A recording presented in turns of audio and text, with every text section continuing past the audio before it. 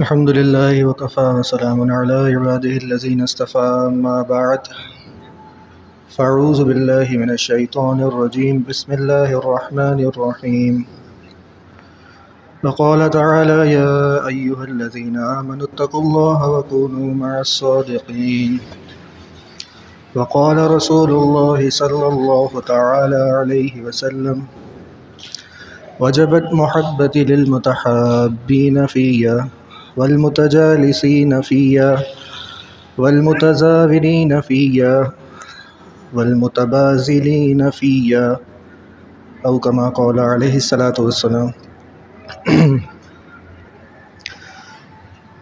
ابھی بہت زیادہ دیر کی بات نہیں ہوگی، تھوڑی سی بات ہوگی۔ مولانا حمزہ صاحب کے حکم پہ میں حاضر ہوا تھا، تو تھوڑی دیر کی بات ہے، انشاءاللہ توجہ سے سنیں گے، اپنی اصلاح کی نیت سے اللہ تعالیٰ جو غذا عطا فرما دے۔ ابھی اتفاق ہے کہ میں آ کے بیٹھا تو مولانا نے پہلے سوال کیا کہ کہاں سے فراغت ہے، کہاں کے عالم ہے؟ تو میں کہیں کا عالم نہیں ہوں، بلکہ میں ایک ایسے یونیورسٹی سے یا ایسے پروفیشنلزم سے تعلق رکھتا ہوں جو پی ایچ ڈی لیول کی ہے۔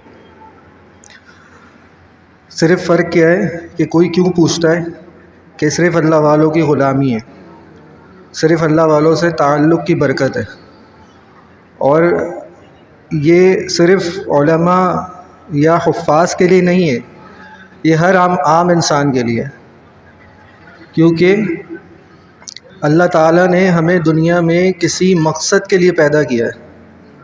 یعنی دنیا میں کتنی ساری مخلوق ہے نا، اتنی ساری مخلوقات ہیں، گھوڑے ہیں، گائے ہیں، اور اتنے سارے پھل ہیں، اتنی ساری سبزیاں ہیں، سورج ہے، چاند ہے، کیسی کیسی مخلوق اللہ تعالیٰ نے دنیا میں پیدا فرمائی ہے۔ سمندر کے اندر کیسی کیسی مخلوقات ہیں، کیسی کیسی مچھلیاں ہیں، رنگ برنگی، اتنی بڑی بڑی۔ لیکن وہ گھوڑا جو اللہ نے پیدا کیا یا وہ گائیں جو اللہ تعالیٰ نے پیدا کری، اس کو بھی ہمارے کنٹرول میں دے دیا، یعنی جہاں دل چاہ باندھ لیا۔ جہاں کوئی چھوٹے سے چھوٹا بچہ بھی چاہے تو وہ گھوڑے کے اوپر بیٹھ کے سواری کر سکتا ہے، گھوڑا ایسا پالتو ہو جاتا ہے۔ وہاں پہ اگر گھوڑا بولے کہ میں تو تم سے زیادہ طاقتور ہوں، کیونکہ گھوڑا تو طاقتور ہے انسان سے کتنا زیادہ، لیکن پھر بھی تم نے مجھے غلام بنایا ہوا ہے، تم مجھ سے خدمت لیتے ہو۔ یہ سب کیوں ہے؟ اس لیے کیونکہ اللہ تعالیٰ نے ان تمام مخلوق کے درمیان انسانوں کو اشرف المخلوقات بنایا، اور اشرف المخلوقات بنانے کی وجہ وما خلقت الجن والانس الا لیعبدون، کہ تاکہ تمام جن اور انسان میری بندگی میں لگے رہیں، اور وہی ہم نے چھوڑ دیا۔ تو جو سورج اللہ نے ہمارے لیے پیدا کیا ہماری آسانی کے لیے، کہ جس کی روشنی میں ہم اپنے دن کے کام کر سکیں، جس کی روشنی اگر فصلوں پہ پڑے، جس کو سن لائٹ کہتے ہیں، تو اس سے اچھی پیداوار ہو، وہ مزے کے لطف، وہ مزے کی چیزیں ہم کھا سکیں، اچھے پھل، آم، کینو کا موسم ابھی گیا ہے۔ اور جو رات اللہ نے پیدا کری ہمارے آرام کے لیے، جو جانور پیدا کیے اتنے لذیذ گوشت والے ہمارے کھانے کے لیے، تو ان میں اور ہم میں فرق صرف یہ ہے کہ ان کا مقصد حیات جو ہے وہ کھانا پینا اور مرنا ہے، اور ہمارا مقصد حیات کیا ہے؟ اللہ کی بندگی۔ جب اللہ نے پیدا ہی اسی لیے کیا ہے، تو ہم اس چیز کو چھوڑ کے کس غفلت میں چلے گئے۔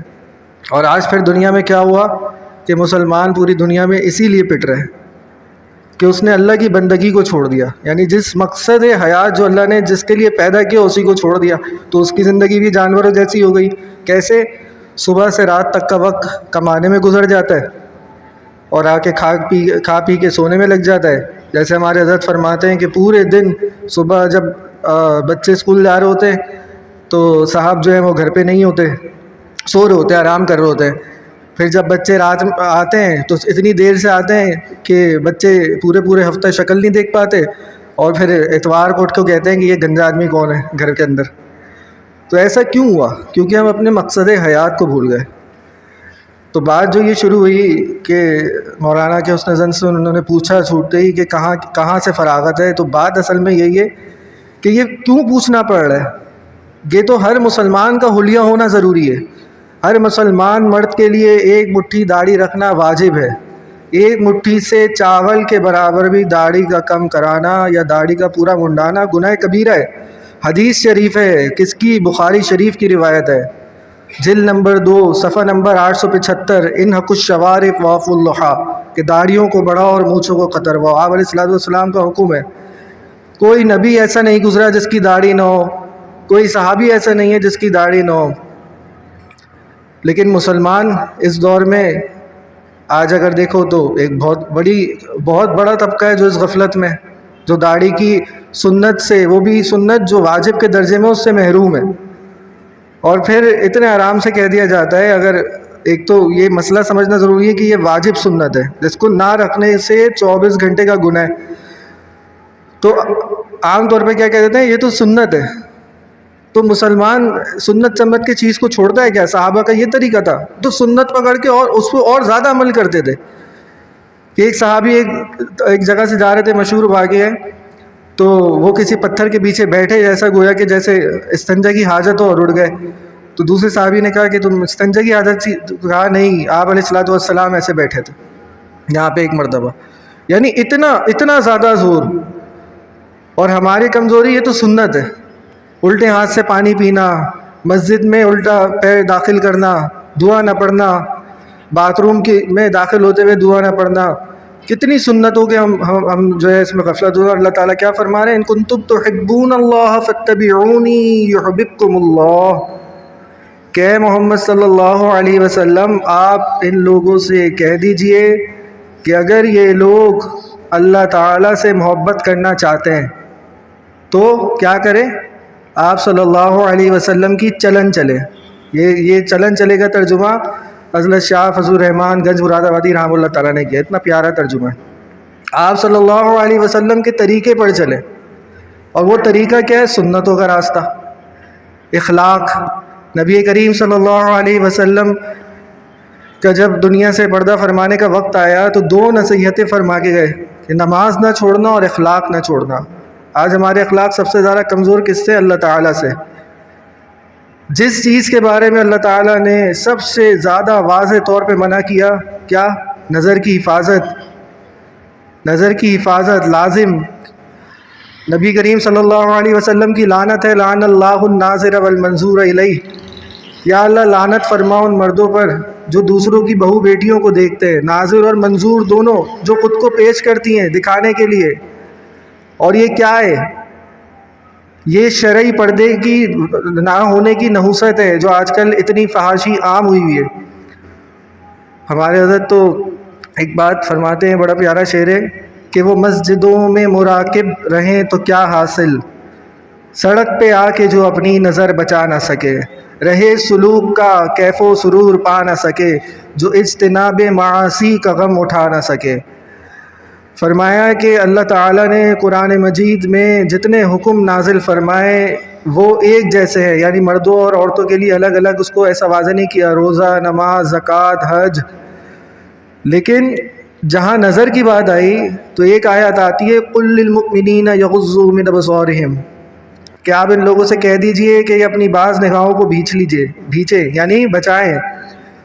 اور آگے پھر عورتوں کے لیے بھی قل للمؤمنات یغضضن من ابصارہن، اور عورتوں سے بھی کہہ دیجئے. کیوں؟ زنا العین النظر، آنکھوں کا زنا ہے بدنگاہی. کتنی کمزوری ہے، گھروں میں شرعی پردہ نہیں، بھابھی سے، سالی سے، اور خاص کر گھر میں بڑوں کو دیکھ کر جو ہے وہ بچیاں، جو بھی لڑکیاں نامحرم آتی ہیں وہ سر پہ ہاتھ بھی رکھ رہے ہوتے ہیں. ہمارے حضرت والا رحمہ اللہ تعالیٰ فرماتے تھے کہ پرانی گاڑی کو بریک بھی دیر سے لگتا ہے. تو احتیاط ضروری ہے. اب کہتے ہیں کہ ہماری تو نیت صاف ہے. اب سنیے آپ علیہ الصلوۃ والسلام کا مشہور واقعہ کہ وہ اپنی 2 ازواج مطہرات کے ساتھ تشریف فرما تھے. تو ایک نابینا صحابی حضرت عبداللہ ابن مکتوم رضی اللہ تعالی عنہ حاضر خدمت ہوئے. تو آپ علیہ الصلوۃ والسلام نے فرمایا کہ ان سے ازواج مطہرات کون ہیں؟ امت کی ماں ہیں، نکاح حرام ہے، کہ اندر چلی جاؤ. تو فرمایا کہ یہ تو نابینا صحابی ہیں. تو فرمایا تم تو نابینا نہیں ہو. کس کی احتیاط ہے؟ نبی کی احتیاط ہے. اور ہم کہتے ہیں آج ہماری نیت صاف ہے. تو یہاں نیت صاف نہیں چلے گی، یہاں پہ اللہ تعالیٰ کا حکم چلے گا. کہ کیا فرمایا ہے، کیوں احتیاط ضروری ہے. تو ان چیزوں پہ توجہ. اس کے علاوہ اخلاق کمزوری، دوسروں کے لیے بغض رکھنا، کینہ رکھنا. ایک طرف کہیں گے میں غیبت نہیں کرنی چاہیے، لیکن پوری بات کر جائیں گے. اسی طرح کسی کی کوئی مال و دولت میں دیکھا کہ اضافہ ہو رہا ہے، اس کے پاس پتہ نہیں کہاں کا آ رہا ہے، یہ پتہ نہیں کہاں سے کما رہا ہے. تو یہ اخلاقیات کہاں کی ہیں؟ یہ آپ علیہ الصلوۃ والسلام کا طریقہ تو نہیں ہے. آپ صلی اللہ علیہ وسلم کا طریقہ کیا ہے؟ حسن اخلاق سے پیش آنا، آپ صلی اللہ علیہ وسلم کی سنتوں پر عمل کرنا. یہی تو اللہ تعالیٰ کی بندگی ہے. اور یہ بندگی آئے گی کیسے؟ ابھی تو الحمدللہ رمضان کا ماحول ہے، تو ایک مہینہ اللہ تعالیٰ کا فضل ہے کہ اللہ تعالیٰ بھیجتے ہیں چارجنگ کے لیے. یہ تو چارجنگ کا مہینہ ہے. جو 11 مہینے میں غفلتیں، جو 11 مہینے میں گرد و غبار جمع ہوا ہے، تو یہ ایک وہ مہینہ ہے جس میں چارجنگ سے موبائل دوبارہ چارج ہو جاتا ہے. تو اب یہ مشق ہے پورے سال کی، کہ اس مہینے میں مشق ہو گئی، یا پورا سال اس کے مطابق گزارنا ہے. تلاوت بھی اسی طرح ہو، نمازیں بھی اسی طرح ہوں، سجدے بھی اسی طرح ہوں. اور یہ جو روزہ رکھنے میں کسی کا دل چاہتا ہے کہ وہ گناہ کرے، نہیں چاہتا نا، تو یہ عادت ڈلوائی جاتی ہے. گناہ سے کیسا بچا جا رہا ہے، کہ اگر کوئی سامنے سے نامحرم جاری ہو کیسے نگاہ بچاری جائے، گھر میں کیسے شرعی پردے کا نفاذ قائم کیا جائے. اب اس دور میں یہ ساری چیزیں مشکل لگتی ہیں. اب آسان طریقہ کیا ہے؟ دیکھیں، کسی بھی چیز کو سیکھنے سمجھنے کے لیے، جیسے میری جو میں بتا رہا ہوں کہ پی ایچ ڈی لیول کی ایجوکیشن ہے، 8-9 سال یونیورسٹی میں گزرے. اور الحمدللہ اللہ تعالیٰ کے فضل سے وہاں پہ ایک اس حوالے سے مشہور، اللہ صرف اور صرف شیخ کی صحبت کا نتیجہ، کسی نامحرم کو نہ دیکھا نہ اس سے بات کری. 8-9 سال جہاں پہ حسن کا بازار بکتا ہے. تو اللہ والے ایسے نہیں کرتے کہ یہ پڑھے لکھوں کو بولے کہ نہیں تم یونیورسٹی چھوڑ کے بیٹھ جاؤ، بلکہ سمجھاتے ہیں کہ اگر چھوڑو گے تو اور لوگوں کو موقع ملے گا کہ دیکھا یہ کسی ملا کے ساتھ جا کے ملا تو دنیا کا بھی نقصان کر بیٹھا. نہیں، یہی طریقہ ہے کہ وہاں پہ رہ کے پوچھنا، مجاہدہ کرنا کہ حضرت کیسے رہا جائے، فیمیل اتنی ساری خواتین ہیں، کبھی کبھی مس بھی فیمیل آ جاتی ہیں، کیسے بچا جائے. یہی تو تعلق ہے. کیسے یہ اس بندگی کے لیے اصل میں اللہ والوں کی صحبت میں رہنا پڑے گا. جو یہ نا یا ایھا الذین آمنوا اتقوا اللہ وکونوا مع الصادقین، کہ ایمان والو تقوی اختیار کرو. تقوی کیا ہے؟ بہت سے لوگ سمجھتے ہیں تقوی بہت زیادہ عبادت کا نام ہے. نہیں، تقوی گناہ سے بچنے کا نام ہے. گناہ سے بچنا، کہ وہ رات بھر خوب نفل پڑھ رہے ہیں، کچھ گھروں کے حالات ہیں، اور جو ہے نہیں رات بھر نفل نہیں، رات بھر فلمیں گانے دیکھ رہے ہیں، اور پھر اس کے بعد فجر تہجد بھی پڑھ رہے ہیں اور فجر کی نماز بھی پڑھ کے سو رہے ہیں. تو کیا فائدہ ہوا؟ اصل تو یہ کہ گناہ سے بچے. اور کیسے بچا جائے گا؟ ایسے لوگوں میں رہ پڑے، اللہ والوں میں رہ پڑے. اب کیوں؟ جب وہ اللہ والوں میں رہیں گے تو اس کی مشق بھی ہوگی، طریقہ بھی آئے گا، پوچھ کے بندہ سیکھے گا. ابھی تو الحمدللہ سب فجر کی نماز پڑھ رہے ہیں. رمضان کے بعد جب اتنا دل پہ غم ہوتا ہے کہ رمضان سے 2-3 دن پہلے، 1 دن پہلے کی بات ہے، کہ نماز میں 2 منٹ یا 1 منٹ باقی رہ گیا، اور مسجد پہنچنے کے بعد پہلی صف میں امام کی بھی دوسری یا تیسری جگہ پہ، مطلب اس پہ جگہ مل جاتی ہے، امام کے بالکل قریب پہلی صف میں. اور جس دن پہلا روزہ تھا اس دن 7 منٹ پہلے پہنچنے کے باوجود بھی صحن میں سیکنڈ لاسٹ جو صف تھی اس میں جگہ ملی. تو یہ سارا مجمع کہاں تھا پورے سال؟ جو رمضان کے چاند دکھنے سے 1 دن پہلے نہیں تھا، اور ایک دم سے سب آ گئے. یہیں پہ موجود تھا نا. اس کی فکر ہمیں بھی کرنی چاہیے کہ آج ابھی تو ہم تو پڑھ رہے ہیں، اور جو لوگ نہیں ہیں ان کو کیسے بلایا جائے. تو دعا، ان کے لیے دعا بھی کی جائے، اور یہ بات آگے بھی چلائی جائے. اب یہ بے برکتی اور پورا دن دنیا کمانے میں کیوں گزرتا ہے؟ کیونکہ دن کا آغاز کس سے ہوتا ہے؟ اللہ کی نافرمانی سے، فجر کی نماز چھوڑ کے. فرمایا نوم الصبح تمنع رزق، صبح کا سونا رزق کا کھونا ہے. 90% مسلمان رزق چھوڑ کے، یعنی یہ اس بات کو چھوڑ کے، فجر کی نماز چھوڑ کے جو اصل میں رزق کی برکت کا باعث بنتی ہے، اس کو چھوڑ کے دنیا کمانے نکلتے ہیں. تو کہاں سے فائدہ ہوگا؟ ایسے کام سے جو ایسے دن سے یا ایسے کام سے جو اللہ تعالیٰ کی ناراضگی سے شروع ہو. تو بات یہ کہ اللہ تعالیٰ کی جو بندگی ہے، جو اصل ہمارا مقصد حیات ہے، جس کے لیے اللہ تعالیٰ نے ہمیں پیدا کیا ہے، وہ بندگی کیسے آئے گی؟ وہ آپ صلی اللہ علیہ وسلم کے طریقے پہ چلنے سے آئے گی، اور اس طریقے پہ عمل کرنے سے ماحول سے جڑنا پڑے گا. کوئی ضروری نہیں کہ کسی کو خانقاہ کا نظام جو ہے وہ ایسا لگتا ہے کہ نہیں یہاں پہ تو پیری مریدی ہے، مزہ نہیں آ رہا ہے کچھ ہے، تو تبلیغ میں جڑے. لیکن جڑے، نہیں جڑنے سے کیا ہوگا؟ دنیا کے گرد و غبار کی وجہ سے اور پیچھے کی طرف جائے گا. اور جڑنے سے کیا فائدہ ہوتا ہے ماحول کی برکت سے؟ کہ اس کو اپنا آئینہ دکھتا ہے. اگر وہ 1000 بار کوئی گناہ کر رہا ہے، یعنی ایک بندہ ہے، مثال لے لیتے ہیں کہ وہ 1000 مرتبہ دن میں بد نظری کر رہا ہے، لیکن جب وہ ماحول میں جڑے گا، بار بار دین کی بات سنے گا. قرآن مجید کیا ہے؟ تکرار ہے نا. کتنا تکرار ہے کہ مفتی رشید احمد صاحب رحمۃ اللہ تعالیٰ فرماتے تھے کہ اگر قرآن مجید سے تکرار کو نکال دیا جائے یا ریپیٹیشن آف ورڈز کو نکال دیا جائے تو قرآن مجید جو ہے وہ سیمنٹ کے 1.5 پارے کا رہ جائے. اتنا تکرار ہے. تو حضرت فرماتے ہیں کہ تکرار سے بیزاری کیا سیری نہیں ہوتی، دیتی ہیں نیا لطف مقرر تیری باتیں. تو جب وہ صحبتوں میں رہے گا تو اگر کوئی 1000 مرتبہ بد نظری کے گناہ کر رہا ہے تو صحبت سے رہنے سے اس سے کم ہونا شروع ہوگا. ہوتے ہوتے ہوتے ہوتے ایک وقت آئے گا انشاءاللہ کہ وہ ختم ہو جائے گا. اب جو فجر کی نماز نہیں پڑھ رہا، اگر وہ شیخ کو خط لکھتا ہے جس سے اصلاحی تعلق رکھتا ہے، اور کوئی بیعت ہونا بھی ضروری نہیں ہے، اصلاحی تعلق رکھنے کا مطلب ہے کہ کئی مسجد میں امام الحمدللہ یہاں پہ صاحب نسبت لوگ موجود ہیں، ان سے بیٹھ کے پوچھا جائے کہ بھائی یہ مسئلہ ہے میرے ساتھ اصلاح کا، تو اس میں اصلاح فرما دیں، یہ میرے اندر بیماری ہے، کیوں نہیں بتائیں گے. تو اگر کوئی فجر کا گناہ کسی کے ساتھ ہے کہ فجر چھوڑ کے سو رہا ہے، تو جب ماحول میں جڑے گا تو یہ گناہ بھی اس سے دور ہوتا جائے گا. تو ماحول کا اثر یہ ہوتا ہے کہ فوراً نہیں تبدیلی آتی. کچھ ہے ایسی لکڑی ہوتی ہے جس میں فوراً آگ لگ جاتی ہے، لیکن کچھ ہے جن میں وقت لگتا ہے. جیسے حضرت والا رحمۃ اللہ تعالیٰ کے پاس ایک شخص آیا، اس نے کہا کہ حضرت مجھے جو ہے نا وہ رونا نہیں آتا، گناہوں پہ رونا نہیں آتا، اور میں بہت کوشش کرتا ہوں، میں رونا نہیں آتا. تو انہوں نے فرمایا کہ یہ بھی تو کتنی بڑی نعمت ہے کہ گناہ کو گناہ تو سمجھ رہو اور اس بات کی فکر تو ہو رہی ہے کہ مجھے رونا نہیں آ رہا. تو کم سے کم یہ تو پتہ چلا کہ رونا نہیں آ رہا تو دل سخت ہو گیا ہے گناہ سے. تو صحبتوں کا یہ فائدہ ہے. ہم اپنی مسجدوں کے امام کے پاس جا کے مسئلے مسائل پوچھتے ہیں، وظیفے پوچھتے ہیں، تعویذ پوچھتے ہیں. یہ کتنے لوگ جا کے پوچھتے ہیں کہ میرے اندر بد نظری کا گناہ ہے. یہ وہ چھپا ہوا گناہ ہے جو ہر وقت انسان کے ساتھ موجود ہے. اور حضرت والا رحمۃ اللہ تعالیٰ نے فرمایا میری 75 سالہ زندگی کا نچوڑ ہے، اس میں بوڑھا بچہ ہر شخص ملوث ہو جاتا ہے. اور ایسا گناہ ہے کہ فرمایا کہ انسان 180 ڈگری کے اینگل پہ، یعنی ایسے ہے نا تو ایسے اللہ تعالیٰ سے غافل ہو جاتا ہے. اتنا عظیم گناہ ہے. تو بتائے کہ ایسا مسئلہ ہے، میری اصلاح فرمائے کہ کیسے اس سے بچوں. تو بتایا جائے گا طریقہ کہ کیسے بچا جائے گا.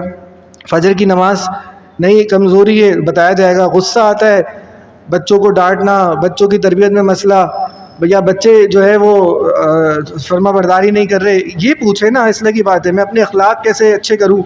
میں اپنے خاندان میں اپنی بہن سے 1 سال سے قطع تعلق کیا ہوا ہے، اپنے بھائی سے 6 مہینے سے قطع تعلق کیا ہوا ہے، یہ تک کہہ دیا کہ میرے مرنے میں بھی نہیں آنا. کیا یہ صحیح ہے؟ پوچھے کتنا بڑا گناہ ہے.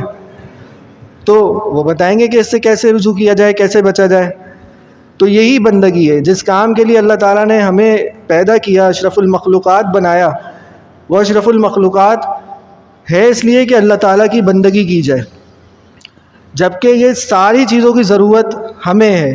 ہمیں جنت میں جانے کے لیے یہ سب کرنے کی ضرورت ہے. ورنہ حدیث شریف میں آتا ہے کہ اللہ تعالیٰ نے کتنا بڑا آسمان بنایا ہے، لیکن آسمان پہ 4 انگل بھی جگہ خالی نہیں ہے جس پہ فرشتہ جو ہے وہ سجدہ گو نہ ہو.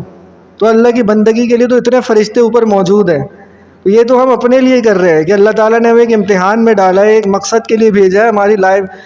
ہماری لائف کا ایک آبجیکٹیو ہے، اس آبجیکٹیو کو ہمیں اچیو کرنا ہے. ہر انسان کوئی بھی سفر کرتا ہے کسی نہ کسی مقصد کے لیے کرتا ہے.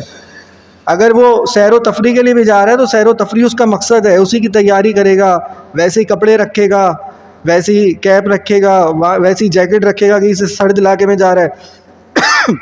کوئی انسان عمرے کے لیے جا رہا ہے تو ویسی تیاری رکھے گا کہ جو ہے سارا سامان اسی طرح سے لے کے جائے گا.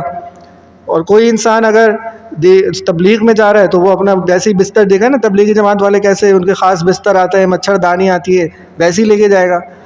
تو یہ بھی ایک سفر ہے جو آخرت کا سفر ہے. تو اس کے لیے بھی تیاری کا سامان تو ہمارے ساتھ ہو. کسی وقت بھی بلاوا آ سکتا ہے. کیسے کیسے حالات سامنے آتے ہیں. ابھی ایک صاحب تھے، ان کے بڑی عمر کے ہیں، ان کی والدہ کا انتقال ہوا، ابھی یہ رمضانوں کی بات ہے. تو ان کا 22 سال کا بھانجا کوئٹہ سے آ رہا تھا تعزیت کے لیے اور تدفین میں شریک ہونے کے لیے. تو راستے میں گاڑی کی ٹکر ہوئی، اس کا بھی انتقال ہو گیا. تو یہ کوئی لکھا ہوا تھوڑی ہے کہ 60 سال کے بعد ہی دنیا سے جائیں گے، کسی وقت بھی بلاوا آ سکتا ہے۔ تو مسلمان کا تو شعار ہی یہی ہے کہ وہ ہر وقت تیار رہے، ہر وقت اللہ کو ایسے اعمال اس کے ہوں کہ ہر وقت تیار رہے۔ کیوں؟ کیونکہ کس کے پاس جانا ہے؟ اس محبوب حقیقی کے پاس جانا ہے جو ہم سے سب سے زیادہ محبت کرتی ہے۔ بس صرف ایک ضرورت ہے کہ اس کی بندگی کر لی جائے، اور اس کا طریقہ ماحول میں جڑنا، پوچھ کے چلنا، سنتوں کا اہتمام۔ مسواک کی سنت حضرت اس پہ اتنا زور دیتے ہیں، کتنی اہم سنت ہے، کتنے لوگوں نے اس چیز کی کمی پائی جاتی ہے۔ ایک غفلت ہے نا، ایک مسواک لے کے رکھ لی جائے کہ کچھ اتنی سنت کہ کثرت سے مسواک کیا کرتے تھے آپ علیہ الصلوۃ والسلام، اور دیکھ لیں جتنے ہمارے اکابرین ہیں ان کی بھی مستقل سنت ہے۔ تو انشاءاللہ اللہ تعالی ہم سب کو ان تمام باتوں پر عمل کی توفیق عطا فرمائے۔ وآخر الدعوانا ان الحمد للہ رب العالمین، الحمد للہ رب العالمین والعاقبۃ للمتقین، والصلاة والسلام علی خیر خلق محمد وعلی آلہ وصحبہ اجمعین۔ جزا اللہ عنا محمد ما هو اہلہ صلی اللہ علیہ وسلم۔ لا الہ الا انت سبحانک انی کنت من الظالمین۔ اللہم ولی امورنا خیارنا ولا تولی امورنا شرارنا۔ اللہم ولی امورنا خیارنا ولا تولی امورنا شرارنا۔ رب اغفر وارحم وانت خیر الراحمین۔ ربنا آتنا فی الدنیا حسنۃ وفی الآخرۃ حسنۃ وقنا عذاب النار۔ ربنا آتنا فی الدنیا حسنۃ وفی الآخرۃ حسنۃ وقنا عذاب النار۔ اللہم انک عفو تحب العفو فاعف عنا۔ یا اللہ ہم سب مسلمانوں کے تمام گناہوں کو معاف فرما دیجیے۔ یا اللہ ہم سب کی کامل مغفرت فرما دیجیے۔ یا اللہ اس رمضان المبارک میں جو ٹوٹی پوٹی عبادات کی اور ہم نے رمضان گزار دیا، یا اللہ اب ان عبادات کو قبول فرما لیجیے۔ یا اللہ جو بچی کچی عبادات کا موقع بچا ہے، جو 2 تاخراتیں اور رمضان کے کچھ خاص ایام بچے ہیں، یا اللہ آپ ہمیں خوب کثرت سے عبادت کی، اپنی مغفرت کی، اور یا اللہ ہمیں خوب آپ کا خاص بننے کی اور اپنے محبت کی مٹھاس ہمیں عطا فرما دیجیے۔ یا اللہ ہم سب مسلمانوں کو معاف فرما دیجیے۔ آج پوری دنیا میں مسلمان اس لیے کمزور ہیں، اس لیے مارے جا رہے ہیں، پٹے جا رہے ہیں کہ ہم نے سنتوں کو چھوڑ دیا، ہم نے اپنے یونیفارم کو اتار دیا۔ یا اللہ آپ ہمیں بہترین ایمان عطا فرما دیجیے، بہترین قوت عطا فرما دیجیے، اپنی بندگی کا اصل مقصد سمجھا دیجیے، ہمارے دل میں آپ آ جائیے، ہر قسم کے گناہوں سے ہماری حفاظت فرما دیجیے، بد نظری سے، جھوٹ سے، اسی طرح غیبت سے جو ایک عام گناہ ہے، ہر جگہ یہ اتنا زیادہ عام ہو چکا ہے، اللہ آپ ہماری اس سے حفاظت فرما دیجیے۔ یا اللہ مسلمانوں کو فتح نصیب فرما دیجیے، کفر کو مغلوب فرما دیجیے، اور یا اللہ جن پہ جو ظلم ہوا فلسطین پہ، شام میں، غزہ میں، یا اللہ تمام مسلمانوں کی مدد و نصرت فرما دیجیے۔ یا اللہ ہم سب کو معاف فرما دیجیے، ہمارے جن کے والدین موجود ہیں، یا اللہ ان کی قدردانی کی توفیق عطا فرما دیجیے۔